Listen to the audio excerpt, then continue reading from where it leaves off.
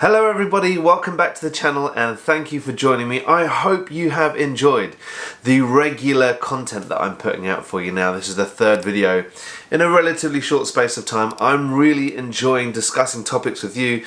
I'm loving reading what you write in the comments and I'm loving responding to it as well. Anyway, today I wanted to talk about something.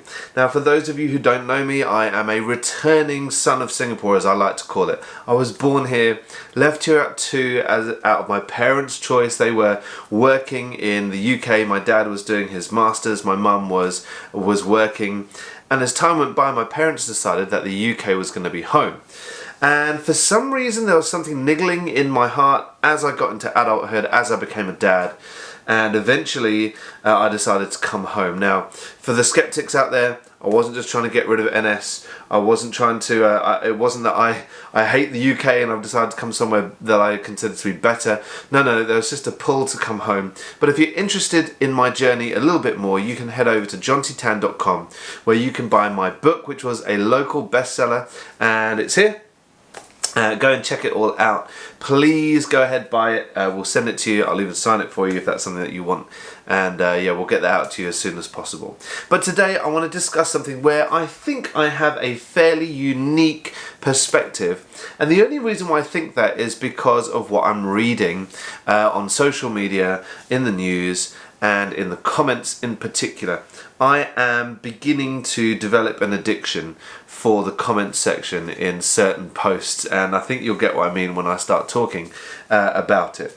But I think I have something that we Singaporeans, I say we, I know some of you might decide to send me some nasty comments about how I have a British passport, but Singaporean by birth, Singaporean by heart.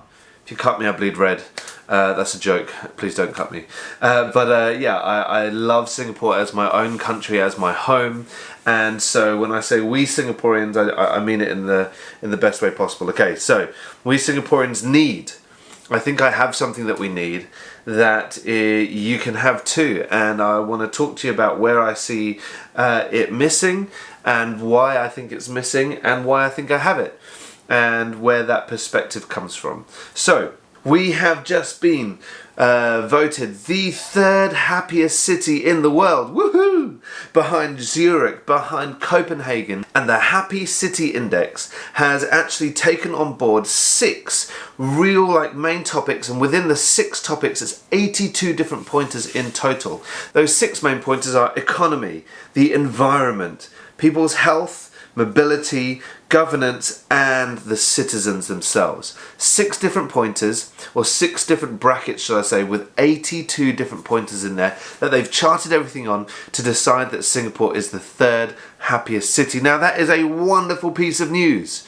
It tells us that there's a lot going on here that we should be very grateful for. But what was interesting for me was that I had a little look on social media. I don't know if you saw it, and I know I mentioned it in my last video if you're returning, but I looked in the comments section on social media and on different websites, on YouTube as well, to see what people were saying, and it was fascinating that local people in the third happiest city in the world can say things so negative. Now let me read a few for you. Here is a few that say, firstly, so unbelievable, ...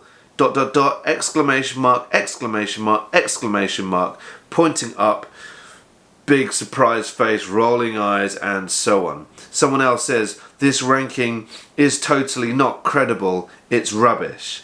They will continue to show whatever supports their ideology and narrative while suppressing and silencing all alternative views. Let's have a little look. What else have we got here? The survey is already diluted by new citizens and foreigners with no Brian. I think they meant brain. Let's have a little look what else there is. Part-timer MPs and ministers have obviously filled this in. The city's weather is unlivable. Who's happy? Not us citizens. And so on and so forth. I think you get the idea. And so it made me think. And it made me realise I have something that Singaporeans need and I want to get it out there. And it's free. Here's the thing. You don't have to pay for it. I'm not looking to sell anything. I'm not looking to hype anything up. But there's something that I've noticed that I would like to humbly offer. And I'm going to tell you what it is in a moment. You see, as you can tell by the way that I speak, I grew up in the UK, and I think the Brits left something behind in Singapore that is maybe is maybe a stereotypical British thing.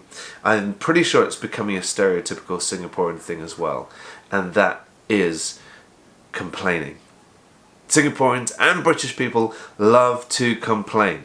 They love to complain about the weather.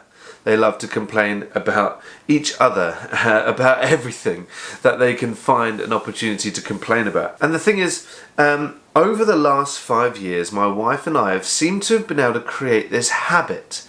And this habit has come from our main channel, Wonderlust. Now, our main channel, Wonderlust, for those of you who don't know it, you should go and check it out. We decided to start it on a whim, and we changed the name last minute to Wonderlust. Initially, it was called Finders Keepers, and the whole idea was that we were finding wonderful moments in the day, and we were trying to keep them forever. Hence making the videos about them. But we shifted it to Wonderlust because we knew that we were going to be moving from the UK back to Singapore with our 2 kids, and that this whole idea of shifting was going to cause us some days where we were just sad, some days where we missed friends, some days where we were frustrated, some days that just didn't go the way we wanted them to go. And so we decided to intentionally call this channel Wonderlust, which meant that once a week, posting a video once a week, we had to come up with something that we saw the wonder in the world about. And I'll tell you what has developed from that is that 5 years, every week, having to find something wonderful about the world in which we live in has helped us to really enjoy our lives. It's helped us to really find special things in every simple moment of every single day. And so the thing that I'd like to offer Singapore that I think we don't have enough of is this one word that I wonder what you think about it, and that word is gratitude. That's it. I'm incredibly grateful. I now, due to that channel, have a mindset of gratitude where I'm just grateful for stuff. The other morning, I got up at 5:40 as I do every morning, left my house at 6:20 and decided that I was just going to pause outside my apartment for a minute and just take in the atmosphere, take in the wonderful or the wonder of what was around me. Here I am playing for you what I decided to record so that I could remember it. I wasn't expecting to play it for you, but here it is. I wonder if you can hear it.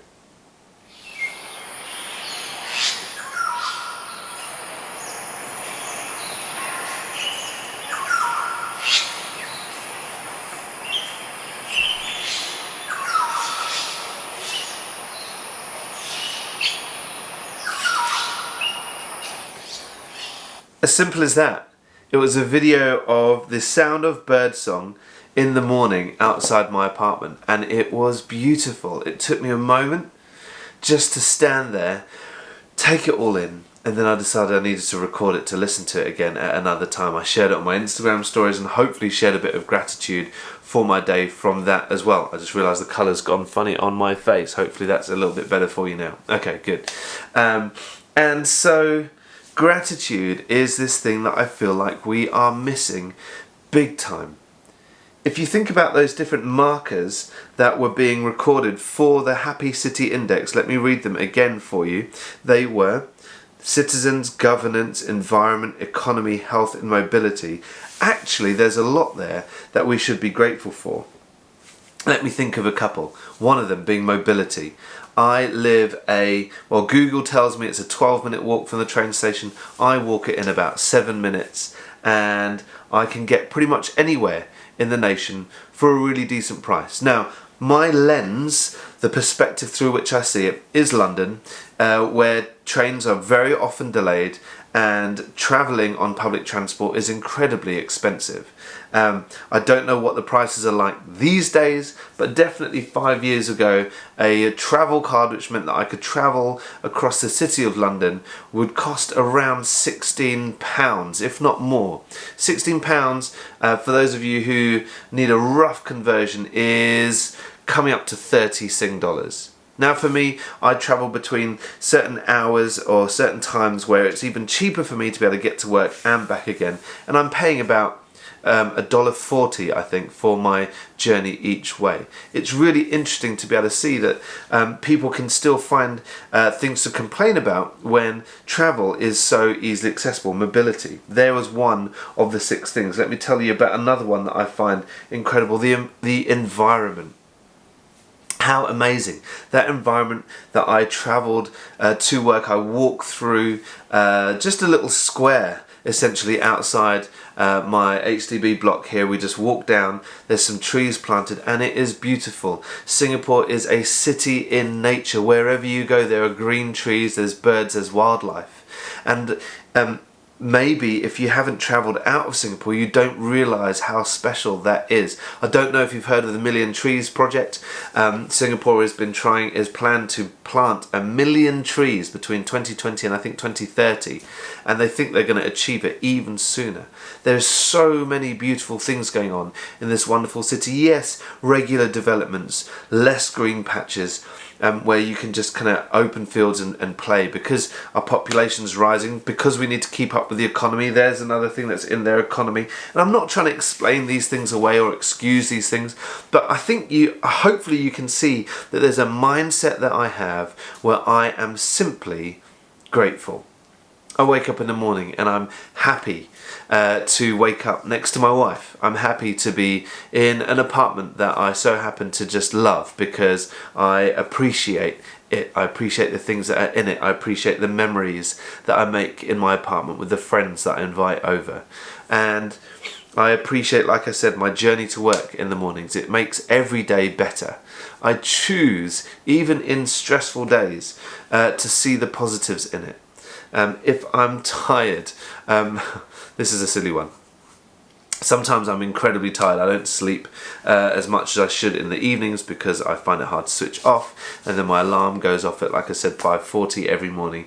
And so occasionally I'll get home from work and I will take a nap for about 6 minutes, maybe 8 minutes, before I head out to my night school where I go and study. And so I just take advantage of it. And do you know what? Instead of complaining that I only got 6 minutes sleep, I am grateful, and I say, do you know what? I'm really, really pleased that I managed to have a quick rest before I go and go to night school. I'm really grateful that I managed to get 15 minutes with my kids, even though I could complain about it only being 15 minutes. I'm just grateful that I get to sit with them and have a little meal. I'm grateful for the food that I can have. And I don't know, I have fortunately gotten into a habit of gratitude, and that's what I wanted to encourage us all with today. Okay, all these different comments that I keep reading, they really, really make me sad. They're sad to see so many people who are so ungrateful or so hateful over a place that actually provides so much, over a place that,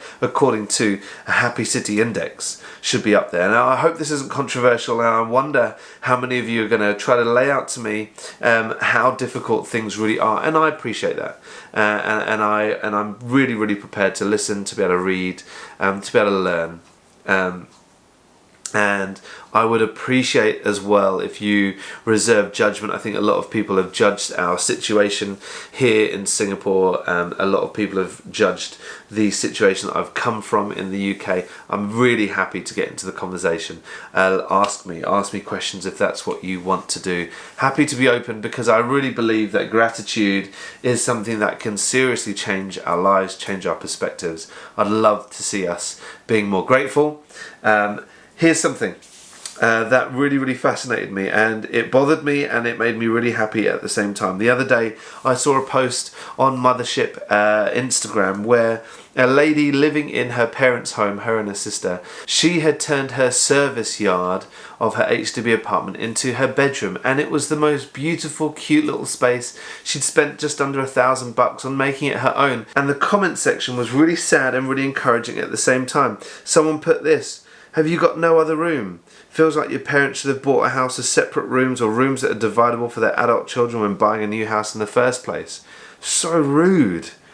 But here's her response. Yeah, no other room. I guess it's complicated too, but I'm thankful for what I have and what I can do. It's a personal choice that I chose to make this room and not share a room anymore. So, thank you. How lovely is that? This lady has got such strong convictions that she knows that she's grateful for the space that she's got, despite what people say. Someone else. Just to clarify, this is in Singapore where housing is incredibly affordable and spacious.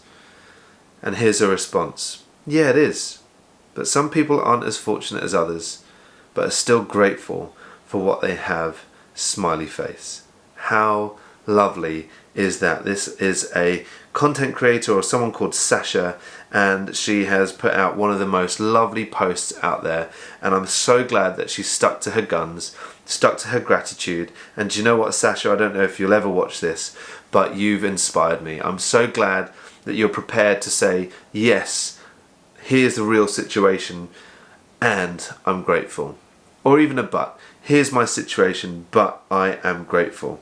And I'm so glad. So good on you, Sasha, and I hope so many more people in Singapore are inspired by you. I hope people watch this video and maybe think, okay, maybe I've got a few things that I am really grateful for, and I'm going to just say thank you and be happy with it. I'm going to take a moment to listen to the bird song and absorb it. I'm going to take a moment to enjoy my journey to work on the bus or on the train or whatever it might be, and enjoy it and be grateful. And maybe you'll have a happier day. Singapore, I am one of those weird people in the street who tries to look at people in the eye and smile at them just to get a smile back, one person at a time, and maybe we could give it a go together, because I'm grateful to be living here back in my country of birth. I'm grateful for a lot of the things that I have, and before I start preaching on my soapbox to everybody, I hope you can be grateful too, and I appreciate you watching this video. If you haven't had the chance yet, please, I'd appreciate a subscribe, and I'm going to be bringing you more content, more questions that I have as well. But hopefully this thing that I can offer you for free is something that might be able to shift your life, to be able to see the wonder in every day and to be grateful for what we have around us. Have a great day. See you later.